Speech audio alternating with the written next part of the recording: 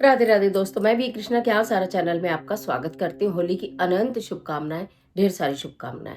बात कर लेते हैं होलिका दहन की, बात कर लेते हैं उस महाशक्तिशाली रात्रि की जो कि दीपावली के समान महत्वपूर्ण रात्रि है, जो कि महाशिवरात्रि के समान महत्वपूर्ण रात्रि है। कुछ रात्रि अपने पूरे वर्ष भर में इतनी महत्वपूर्ण आती हैं कि जिनमें अगर कुछ छोटे छोटे उपाय कर लिए जाए तो आपके बड़े बड़े कष्टों को दूर कर सकती हैं, बड़ी बड़ी परेशानियों का हल कर सकती हैं, बड़े बड़े समस्याओं का समाधान कर सकते हैं।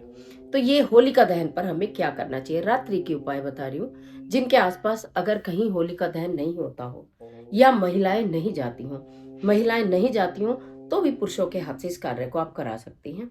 अगर महिलाएं मतलब होलिका दहन आसपास हो ही ना रहा हो तो आप अपने घर में ही, बता रही हूँ, एक मिट्टी का पात्र लीजिएगा, उसके अंदर थोड़ा सा उपला रखिएगा, उसके अंदर कुपले के ऊपर देसी घी डालिएगा और कपूर डालकर अग्नि प्रज्वलित कीजिएगा और उसमें आप उसको जला दीजिएगा। लेकिन ये कार्य आपको घर के अंदर नहीं करना है, घर के मुख्य द्वार के बाहर करना है, क्योंकि होली की स्थापना कभी भी घर के अंदर नहीं की जाती, घर के बाहर ही की जाती है। ये बात आप समझ लीजिए। और अगर होली का दहन देख रहे हैं, जा रहे हैं, तो अति उत्तम रहेगा। करना क्या है, थोड़ी सी पीली सरसों के जो दाने हैं वो लीजिएगा, किसी कागज में बांधकर अपनी पॉकेट में रखिएगा, पॉकेट ना हो तो पुड़िया में रखिएगा, हाथ में रख लीजिएगा पुड़िया में बांधकर। तो घर के कोई पुरुष हो, महिला हो, बच्चे, कोई भी उसको ले जाएं।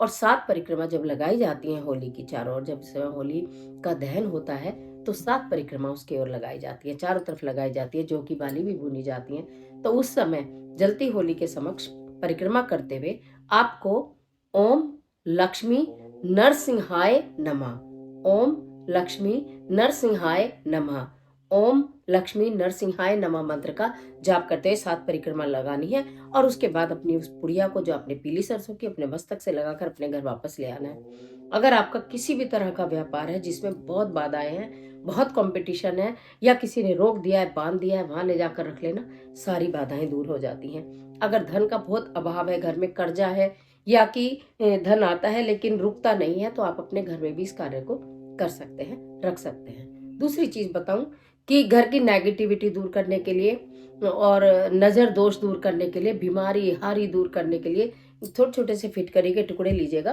तो घर के जितने लोग हैं, अलग अलग फिटकरी का टुकड़ा सबके सिर से एंटी क्लॉकवाइज 7 बार उतार दीजिएगा।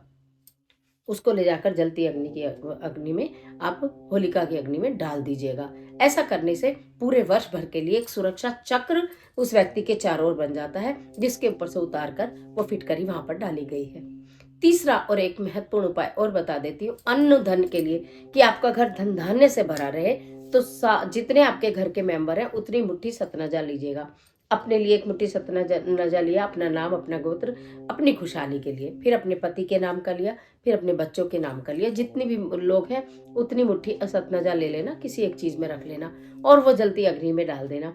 कहा जाता है कि जलती अग्नि में सतनजा यानी 7 प्रकार का अनाज डालने से आपके जीवन में, आपके घर में कभी अन्न धन की कमी नहीं होती, माता अन्नपूर्णा अत्यंत प्रसन्न होती हैं। तो ये होलिका दहन की रात्रि के, अद्भुत रात्रि के, शक्तिशाली रात्रि के वो छोटे छोटे उपाय हैं जो आपके बड़े से बड़े कार्यों को बना देंगे।